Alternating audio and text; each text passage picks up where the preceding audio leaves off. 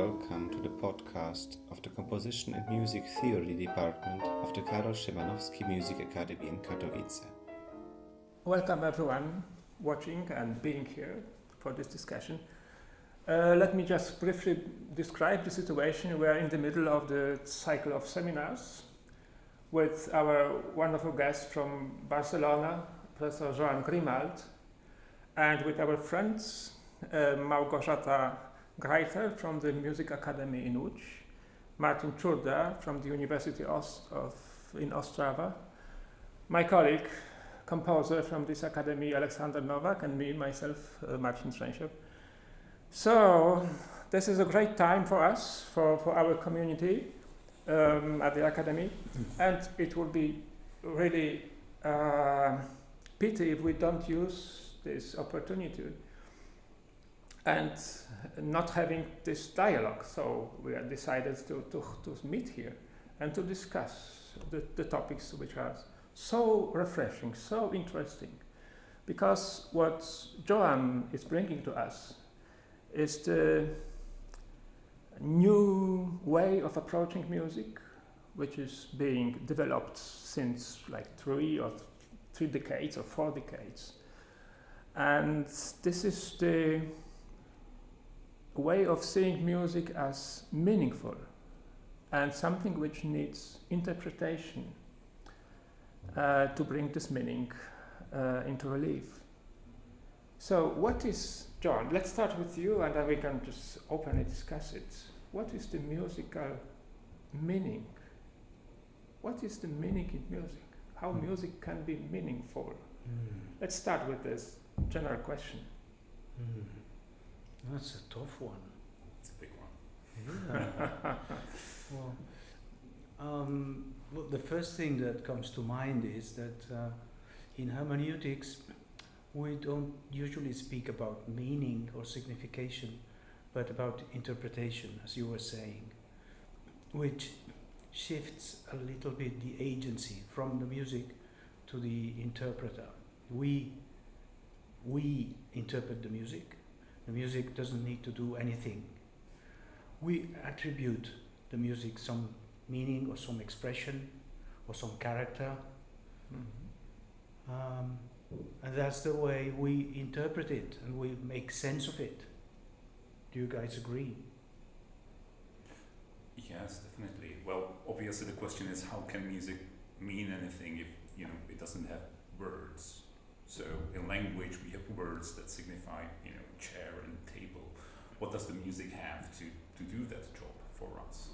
So if it is a sign system, then the signs are quite complicated to navigate. Well, I think that the difficulty with defining musical meaning is that music does not have a referential function like language. So this somehow refers to what you said, Marcin. And as Joan said, this is our job as music interpreters, as musicians, as theorists, to find the meaning. And sometimes this meaning can be different for many of us. Is there anything you want to add to this? I guess my perspective is maybe a little different in this group, as I'm more involved in trying to write music, not necessarily interpret it. And my feeling has always been that music does mean, but I think over time I shifted from thinking that it is my job as a composer to try to convey meaning to thinking more that I am also trying to find meaning and to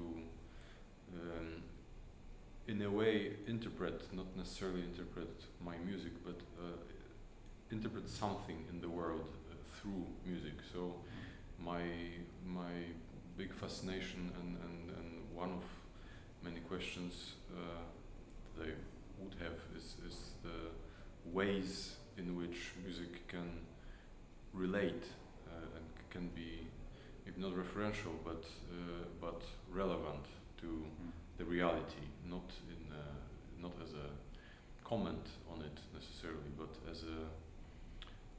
as a means of some kind of communication.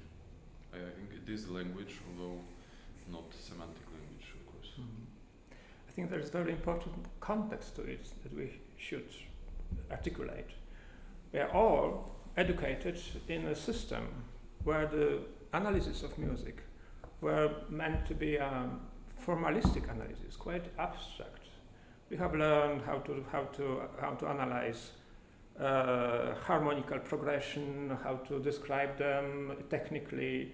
We have been learned how to find the formal patterns or schemes, and if the pieces fit, the piece being analyzed fits to the scheme or not. And then I think every one of us had this breakthrough moment when he have come across some piece of music or some text, when we have suddenly seen that this is not enough, there is much more to it. And I think our fascination with this new musicology is very much informed or fed by our experience of different kind of approaching music. Let's talk a bit about it, about our personal breakthrough into the humanistic way of treating music or making musicology. Who is the first? It was Konstantin Floros and his book on Mahler, for sure. Yes, I remember back in my student days, I was playing Chopin's Fantasy in F minor, and after reading Floros, I thought it would be fantastic to analyze the piece using the musical characters which Floros proposed. And well, I gave up this idea because it sounded weird at that time at my university, but I am still thinking of it, so it somehow shaped my my present view on musical interpretation. In your case? I don't know. You made me recall my first review for the very first article I've ever published, and it was a kind of cultural contextualization of a string quartet by Pavel Haas, and I talked about the topic of carnival, which somehow was quite an important cultural topos, being relevant through the context of 1920s avant-garde to this piece. And I remember the reviewer saying, this is not music analysis, but it's an intelligent way of speaking about music. And I was offended and gratified at the same time, because I thought I was doing music analysis, but clearly not. But I was also credited for a kind of interpretative approach which made sense to someone. So that probably speaks about the tradition which tends to separate music history on the one hand from music analysis or Formenlehre or whatever, and which does not historically include any kind of hermeneutic interpretation. And we will probably talk about semiotics and where that stands, but that's been another discipline. Well, Alek. I have many such moments, but I think most of them, in my case, would be where music meets the text, and in some kind of way that is mysterious to me, it evokes meaning that is supported by the text, but it's not in the text only by itself. Especially, I mean, in operas, when you feel like crying in some moments. These are always moments of a big shock to me, because I'm not even necessarily always understanding the text when it's sung in other language that I don't understand, for example. But later, when I read the text, it just confirms the meaning or the message, or however you want to call it. But this moment of this sudden shock to the organism in which music hits you in the face or in the gut or whatever, and makes you cry, is for me one of these moments which I want to investigate, but I don't necessarily know how. Yeah, it doesn't always go through reason, does it? Yes. Yeah. But of course, we're trying to make theory out of these impressions and feelings and things that happen to you, and then you try to make sense of that and put words to the experience. In my case, it was the opportunity to conduct Mahler's First Symphony. And I was studying the music, and I could see that there was some story being told there, and I didn't know what is this story? There is clearly a story, and there's things happening, there's a plot. So I started to investigate, and I never stopped. I'm still looking for answers to the questions that I had. But of course, also Floros's books played a big role, and I see him as one of my teachers. And one little thing about what you said, Marcin, is the difference between formal and formalist. Oh yes. Because formal analysis is just an analysis of the form, and there's no problem with that. And I would say a hermeneutic analysis logically includes a formal analysis. But if we say formalist, then you're saying that it turns to an ideology. And the ideology says there is only form. There's nothing else. Which is an order to shut up that I guess all of us followed until a certain point.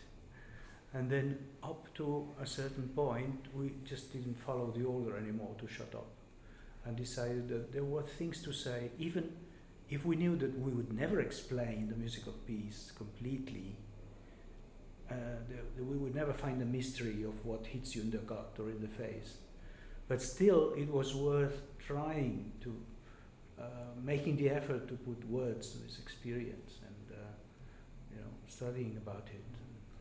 I think we would agree that we would very much like to avoid claiming that studying the structure of music is somehow contradictory to studying the meaning of music, because it's not. I mean, as you said, it's part of the message. So I know if you study poetry, form would correlate with, I don't know, the metrical structure or the number of verses in the poem, which would be somehow conventionalized, and there would be a tradition of pieces following that metric pattern and that formal structure, and that in itself would be somehow meaningful, and the writer could work against the meter, which would be significant. Is there a pause, an irregular number of syllables in the iambic pentameter? If so, it's meaningful, it's significant, and we need to know in order to notice, to be able to interpret that. So the same applies to music. We want to build on the knowledge of forms and musical syntax and all the relevant, technical disciplines. We just want to build another layer upon that. Yes, I think that you touched a very important aspect of this topic, because the musical meaning, at least in my experience, is very closely linked to structure. I mean, to the intervals, to the rhythms, to the harmony. So we interpret these things in the light of whatever we feel like, but we ascribe the meanings to the formal units of music. So I think the one cannot go without another. Yes, what strikes me is that this thing seems to be so obvious for us. Music is so saturated with meaning, and how is it possible for years, for decades, to oversee it, just not perceive it? And the whole academic branches or industry, so to say, were built upon some abstracted notion of music, where the meaning were just put aside because it was too subjective. And this is I think this is the real breakthrough, that we invite subjectivity in musicology, and we are not afraid of being not accused, but that we have discussion with the people who said, "Oh, I'm not agreeing with this. This is too hazy. This is not univocal. There are many possibilities." Yeah. We are opening the field of dialogue by entering the field of signification or meaning in music. Right. I don't know about you, but I have the feeling that it was perceived in the 20th century, also especially second half. It's not that it wasn't perceived, I would say. It was perceived, but it was shut up, it was excluded. Mm-hmm. You weren't allowed to say, to speak about it. Yes. And so if you would be punished with marginalization. For instance, Floros was punished very harshly in Germany. Even by Karl himself. Genau. Considering how big Floros is. Yeah? Yes. But it's not that they don't perceive it. They do, but it's not meant to.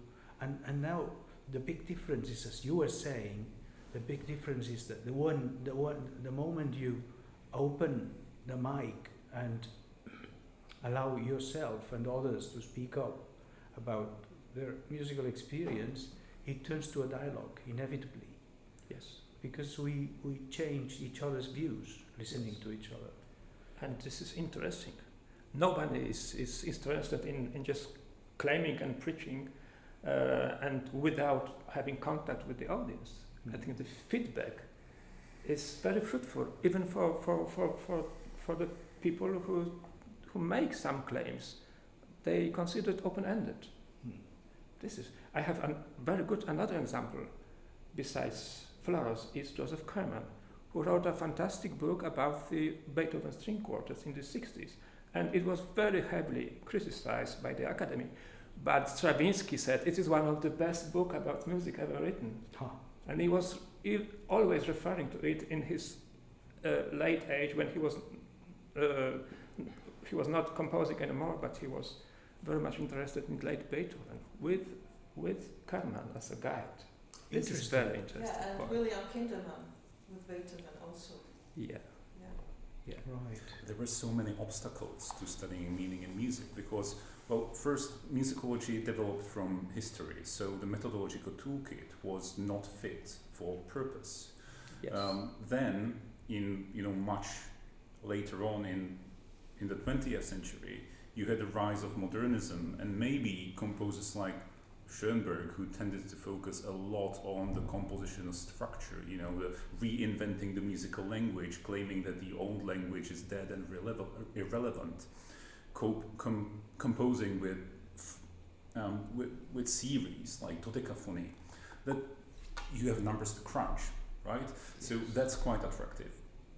And then you have the post-war period when perhaps the music theory tended to imitate the sciences, physics, mathematics, thing of the achievements in, discovering the atom and atomic energy, and that seems to be the model that music theory was trying to emulate.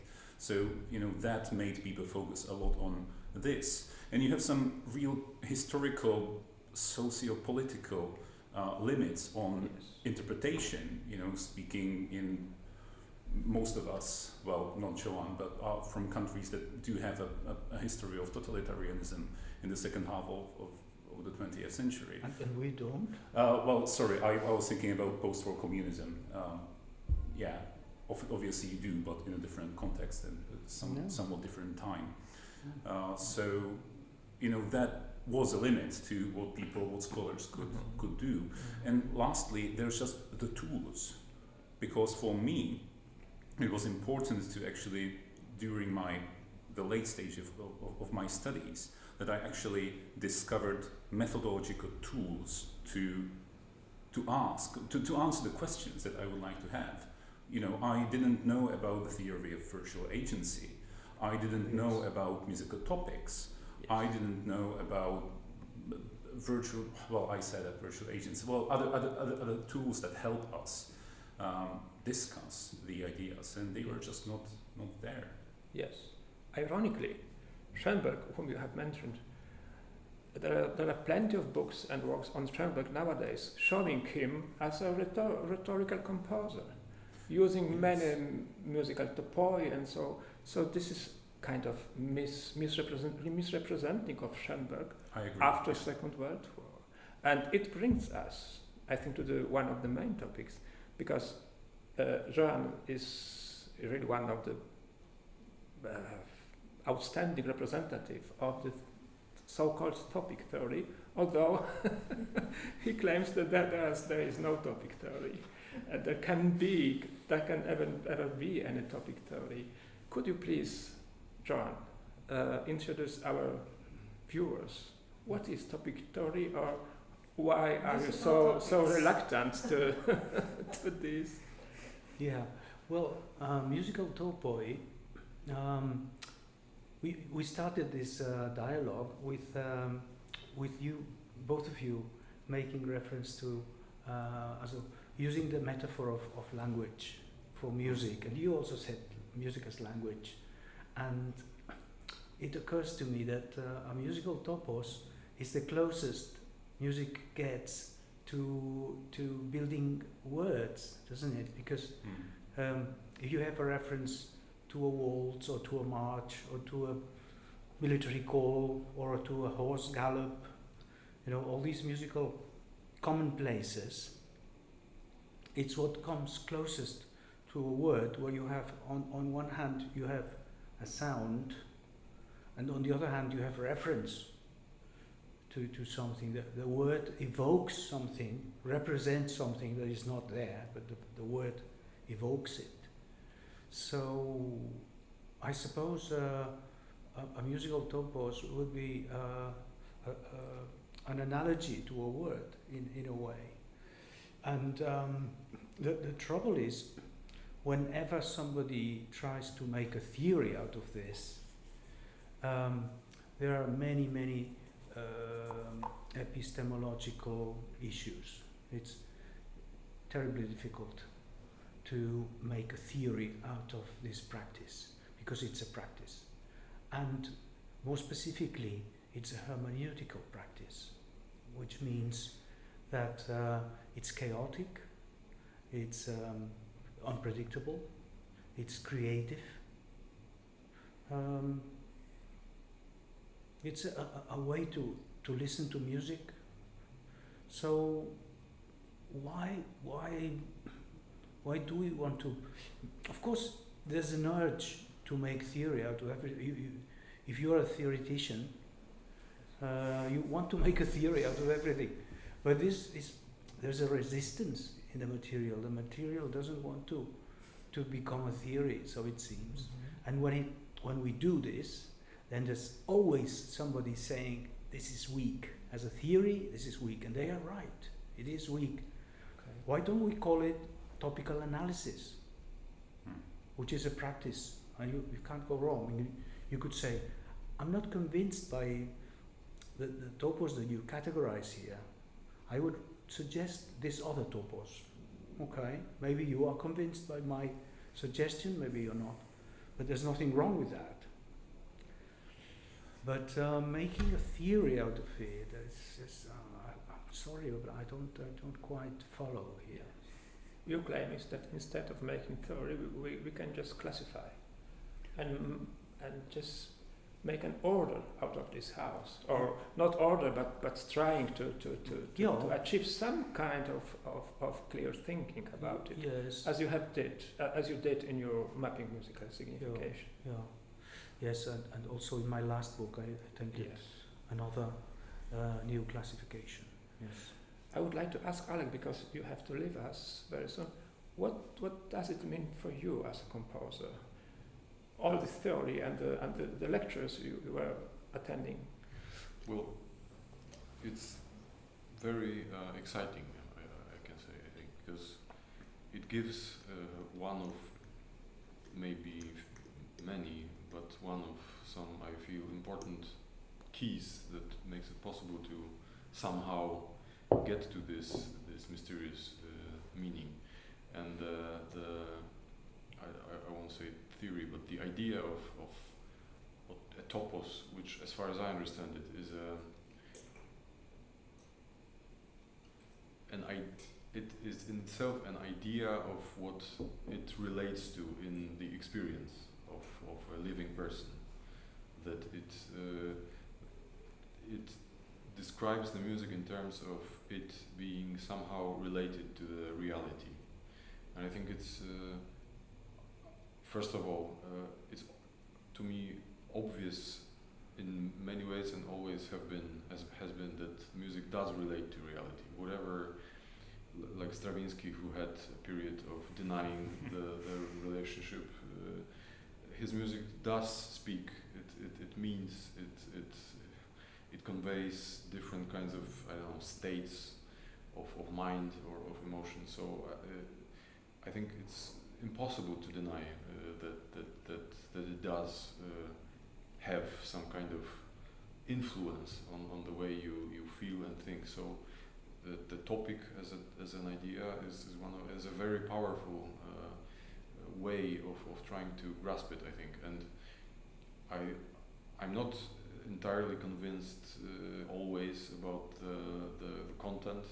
Sometimes I feel it's onto something more than other times.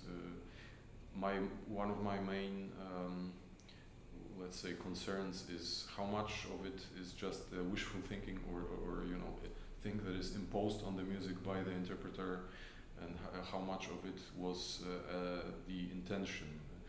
I don't think it has to be the intention. I think that it is created in a much more fuzzy way. A composer does not have to realize the topic. I think he or she lives it, and then it comes out as music. So it's a different thing. But so to sum up, I think it's very powerful and very exciting to me. I'm still not sure what I should do about it as a composer. If I should just avoid it entirely and try to read about it, but not necessarily use it too much, or on the contrary. But for sure, my attention is alert. If I may have a question for you. You know, presumably for an 18th century composer, it would be a very natural thing to make a reference to the minuet or to hunting music or to military music. For a 19th century composer, it would have been quite natural to make reference to waltzes or mazurkas. For 20th century composer, I remember someone, I think it was E.F. Burejan, this Czech avant-garde composer, who said that if Smetana was alive in the 1930s, there would be no more enthusiastic composer of foxtrots than Smetana. So, you know, many composers did write foxtrots and ragtimes in, you know, the interwar period. And I wonder, what are the topoi in contemporary music? I do not know, but are you aware of any recurring musical phenomena or references that have some potentially broader cultural meanings which you can signify by invoking that kind of musical style? I think there are many, and I think there is no universal set of them. Well, of course, there's bound to be many. Could you give us an example? Well, I can tell you what my, as far as I feel it, my personal favorite is. It's a lament. I think the lamentation and the how to interpret it is a very rich world of possibilities. It could be a lament for lost culture, for lost connection, for many things, but I don't feel like it's necessary to go into that. I think the figure of a lament that relates to earlier music is very powerful today, and very present in many in many so-called styles and many pieces. Because it's essentially human, so as long as people are sad, there's going to be laments in music, presumably.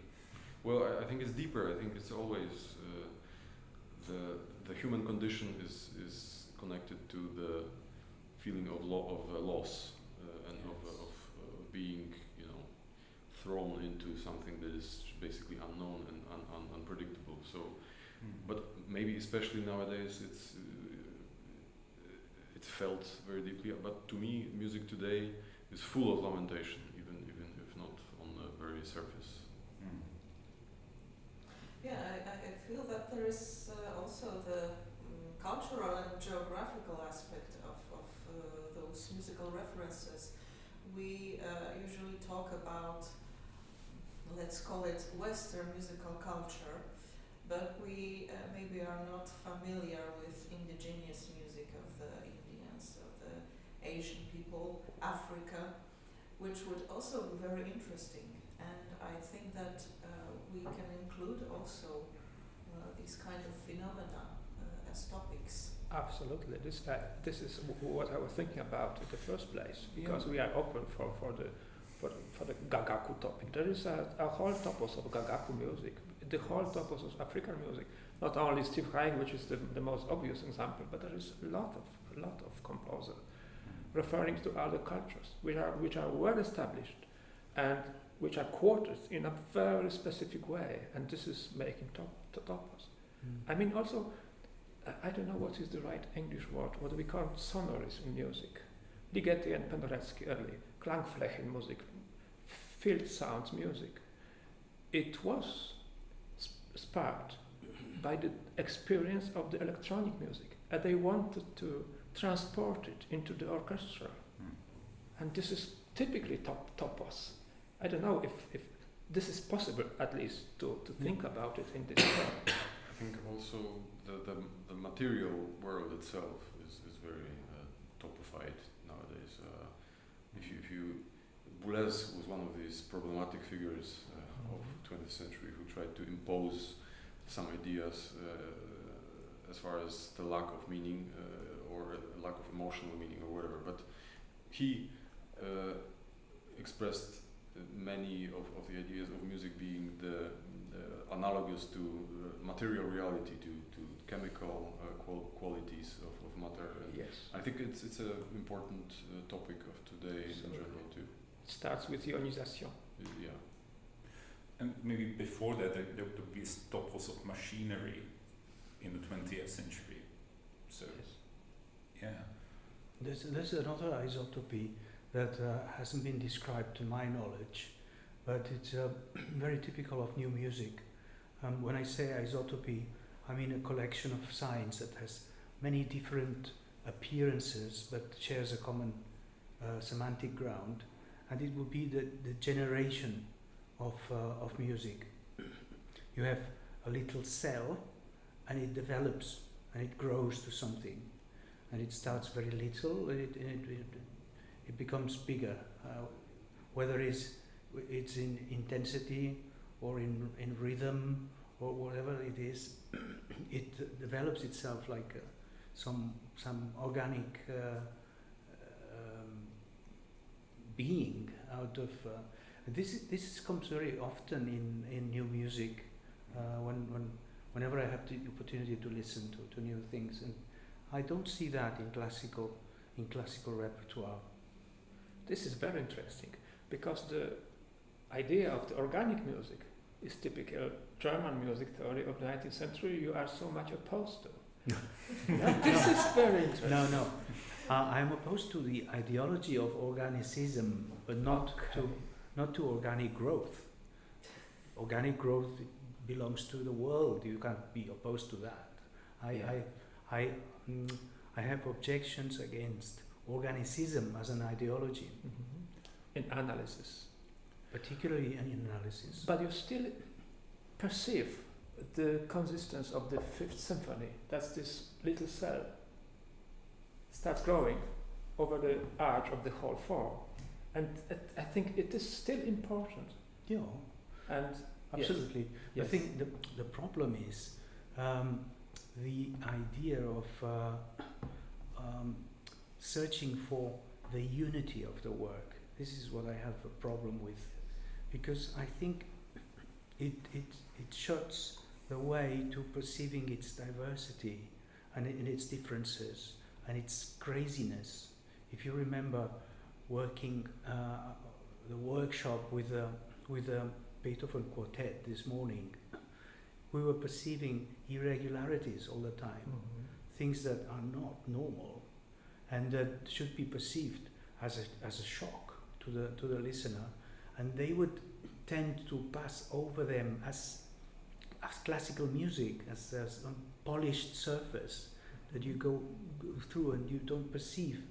But, it's full of surprises, really. If you take your time and hit me with your all these irregularities, you know, this is quite the opposite of Organicism as ideology, which is always looking for the big Einheit, the unity. It's about the questions that the music raises, because if you are bound to find the organic structure in music, you will find it. But are you allowed to ask other questions? You know, if I know what I will find as a Schenkerian analysis, Yes. I will just find it Urlidian, inevitably. Is it interesting in and of itself? No. And I don't speak against Schenker. I mean, it's really cool, but what is cool about it is precisely the moments where the progression is unexpected or interrupted, where it doesn't behave according to expectation, because those are the human bits.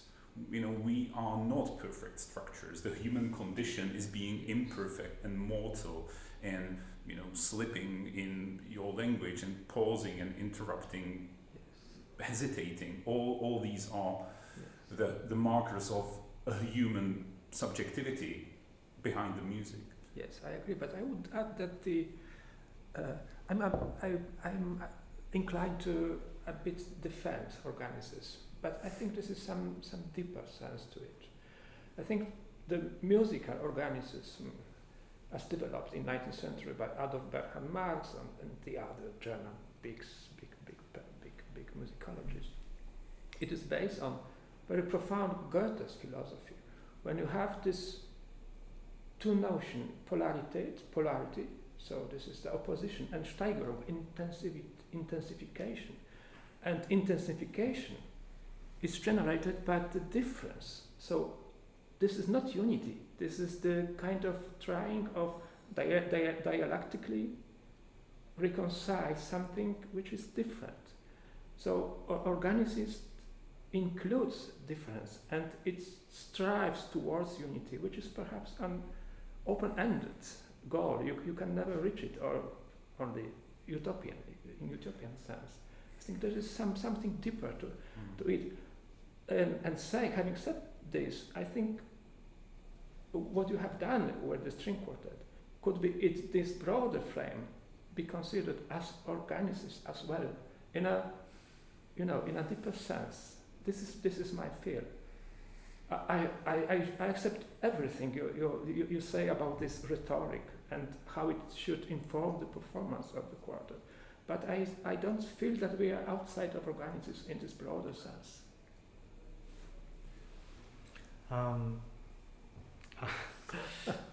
I like your approach, as you know, because it is an integrative approach, and I identify with that myself, as you also know.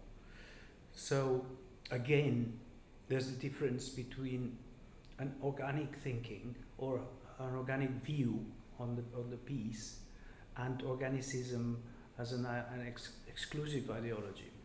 Agreed.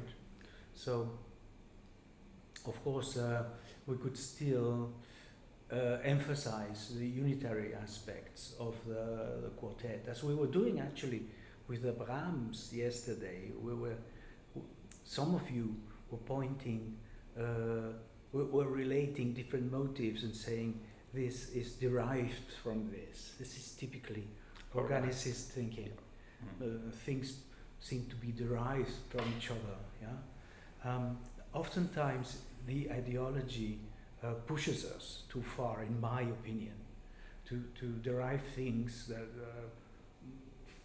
maybe don't have necessarily a relationship to each other, but ideologically it's satisfactory to say it comes all from one cell, as in the Fifth Symphony. But there is polarity. There is this. You have to have these two poles. Which means? It means that when for example, Adolf Bernhard Marx describes his idea of organisms, it has that even the motive. This is the cell. It's a Keim in German, out of which the whole plant grows. Plant of the piece grows. Even a motive must include some contradiction, because without contradiction, which starts the process of becoming and the process of reconciliation, you cannot have any form, because there is no becoming then. This is just pure being. And you cannot have a story without conflict, can you? Absolutely. There must be a protagonist and an antagonist. Yes, and my point is that of course you're right, that organism is the idea of unity, but this is unity which is strived for from the starting point, which is conflict, which is polarity, and the striving is Steigerung, is this the intensification. I think this is very deep thought, connecting music with nature around, because this is a model for music taken from Goethe's theory of plant, of nature, how the plant grows. So this is just not only unity. But isn't it ultimately interesting just as a metaphor for human subjectivity? So, you are born, you grow, you struggle against something, you try to reach the fullness of your life, and then you die and decay. I wouldn't be that interested in the unity of a piece if it didn't somehow speak about the human condition. Or is it just me? Or I don't know. I could take it as the metaphor for God and universe and creation if I were religious. That could be the perspective I would take. But in and of itself, I'm no longer interested in finding and proving the organic unity of a piece of music. Absolutely, you're right. And this is how Goethe was thinking about it. Because the idea of Bildung, of education, is also organic. And this is like the main problem he's trying to solve in his Wilhelm Meister Roman novel. Yeah. Okay. Yeah. Good. Yes. Should we go on with this, or should we stop? Because I was thinking what Martin just said. You seem to point to the metaphysical background of organicism, which is by Goethe it's not the case, but its development, especially its application to music, has this metaphysical frame that I felt that he was now indicating. Or maybe I didn't understand you. I kind of rejected it. I just said that I'm more interested in music as something that speaks about the human condition. I guess that was my point. Yes. And unless I'm taking this, metaphysical perspective, it's not really doing anything for me. Exactly. That's what I meant. I meant that the moment this organicism goes into metaphysical frames, that is, away from human life and from human chaos and reality, then it becomes an ideology that would rather be a burden than a help for a performative analysis. Yeah? But and to that you would oppose a rhetorical approach. Yes. Or just the study of music as cultural practice. I mean, that's what the musicology was crying for, isn't it? Let's look at music and think about it as a means of saying something that's culturally relevant, that has some sort of cultural meaning, as opposed to being celebrated for its metaphysical completeness. No. You see, so I'm very much looking for what music does to people, how people respond to music, how people play music, I was going to bring up the idea of interpretation, or the word interpretation, and the different meanings it has, because in English you would have musical performance and musical interpretation. Yes. And interpretation would presumably mean what we do as musical hermeneutists, if that's a word. But in Czech and presumably in Polish, Yes. Interpretation refers to performance. Well, it refers to both. And we were discussing today and even before the idea that making music, playing music, translating the score into sounding music is interpretation really in both of these senses. It's both performance of it, but you can't perform music without interpreting it on some level. And I would like us to talk about that for a moment, because that's a really rich issue. Translation, did I say translation? Yes, you said translation. That's your area, isn't it? Yes, well, incidentally, this is the subject of my book. I wasn't dealing, honestly, exclusively with performance, but also with arrangement of the music. But I guess in some ways these phenomena are similar. So you're either translating a score into the sound, or you translate a piece for a piano into a symphony, or vice versa. So that's the thing. And would you say that taking music which survives in the form of notated score and turning it into the sounding thing, the waves, the sound, the patterns, the gestures, is an act of translation of sorts? Yes, I would say so, because performance can change or alter or add to the meaning which is preserved in the score.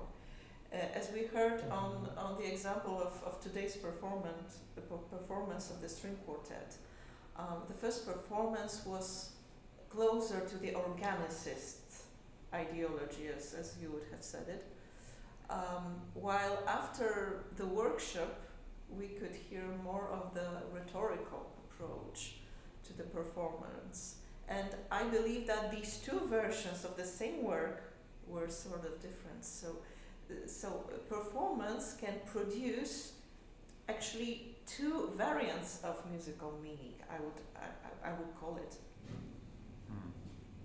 I tend to think that musicians are somewhat like actors, in that actors have scripts, they have lines, they know what they are going to say in the next moment, but they have to pretend they do not know, because they are still thinking of it. They are inventing their lines as they are on the stage, and they also do not know what the other person is going to respond. Well, obviously they do know, but they must pretend they don't, because there's this illusion of real-time improvised discourse. And now, how do they make decisions as to the posture, their position on stage, the pace of their delivery, the pauses they take? These are all acts of enactment and interpretation, because it makes a huge difference if I say something really slowly, or if I rush through the sentence. Do I stand like this, or do I sit like that? And all that is not necessarily there in the script. There might be some notes, he's sitting on a chair doing that. Okay, there might be there, but it's like dynamics. Like you have crescendo, forte, piano, you have articulation, sometimes not. And you have to make decisions for yourself. As an actor, you would ask, how does my character think? How does it feel? Is it tense in the body? Is it excited? And by thinking about the character and the embodiment of the character, actors make decisions. And I would say that all of that applies to musicians. I'm ready to be challenged on that, but it's my intuition. I agree.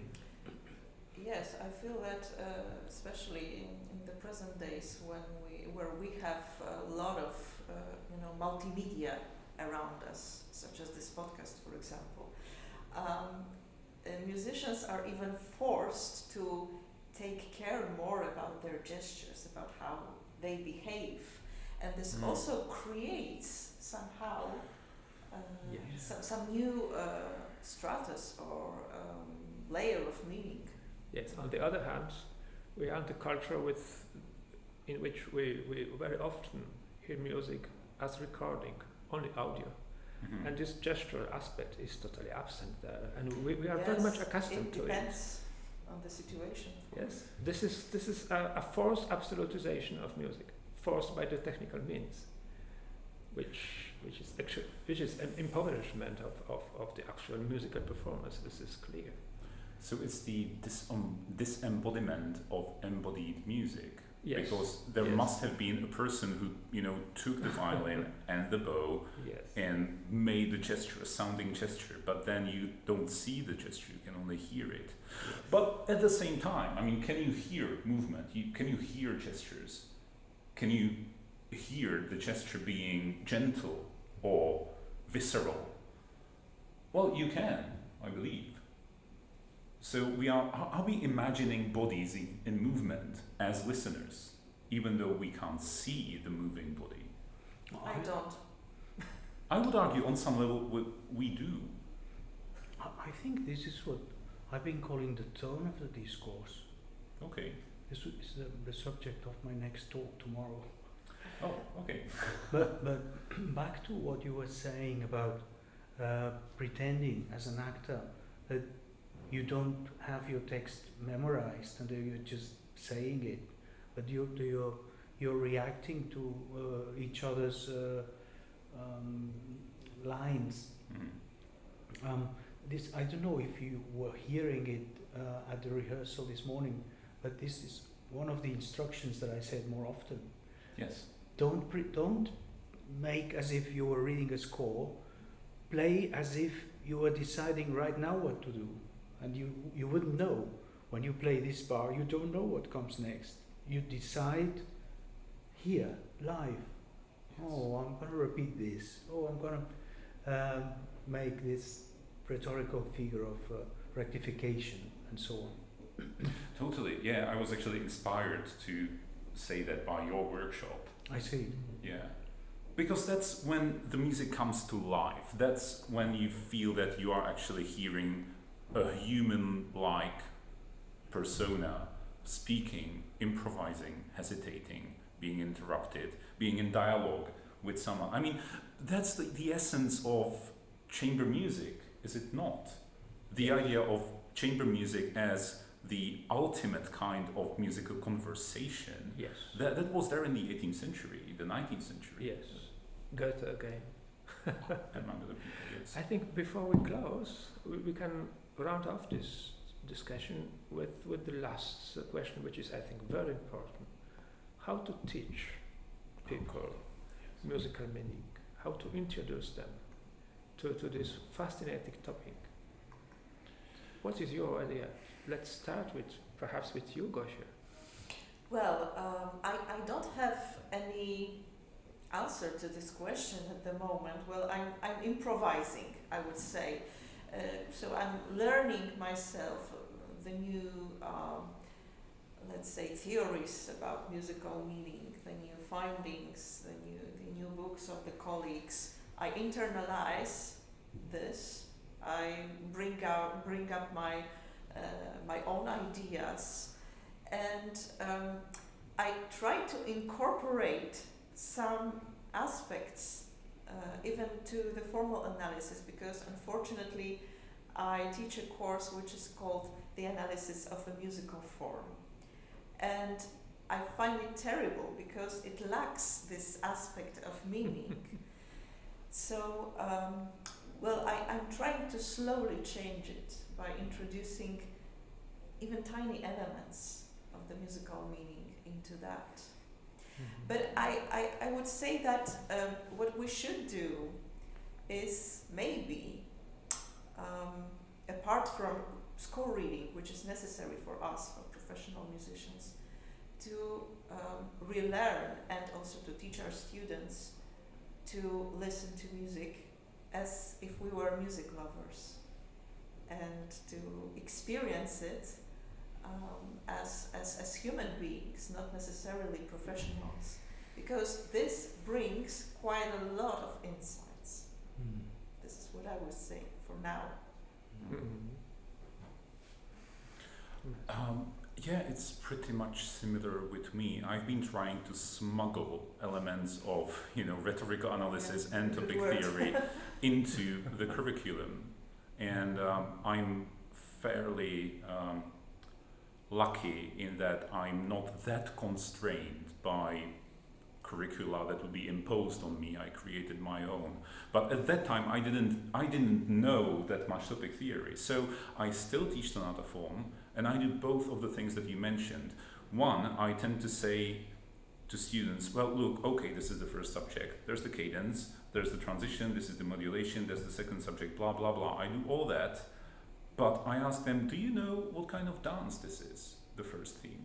I know, isn't that the minuet? I mean, how does the minuet go? Let's listen to a minuet, so then they know how it is. How does the transition sound? Isn't it quite raw or storm-like?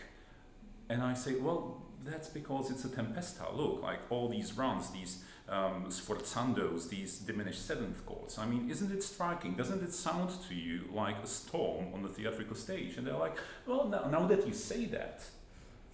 And that's the important part. I invite them to listen to music as if it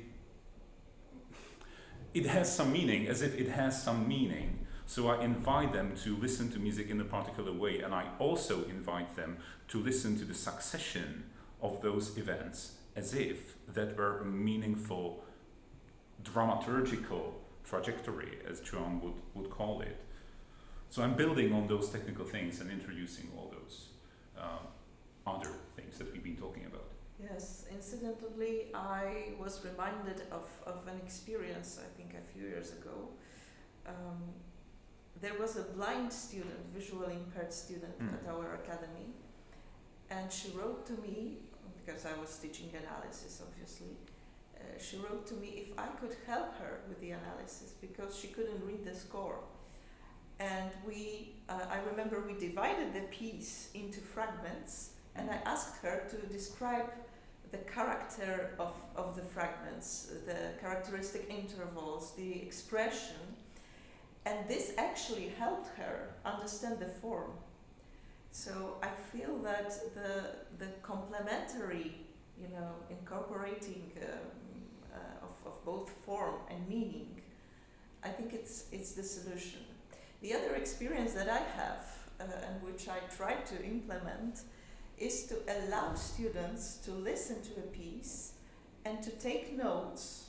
They can even draw things, whatever they like, and to just notate their impressions, their images that comes to their mind. And then we indeed take the score. I am showing them which elements of the music, which particular aspects of the music can make them feel or imagine those things. So I start with the imagination and then we go to the score. And I think this might be productive as well. That's brilliant, because you are feeding into their intuition, you are building on their intuition, and then giving them the tools to, rationalize perhaps what made them potentially think of that.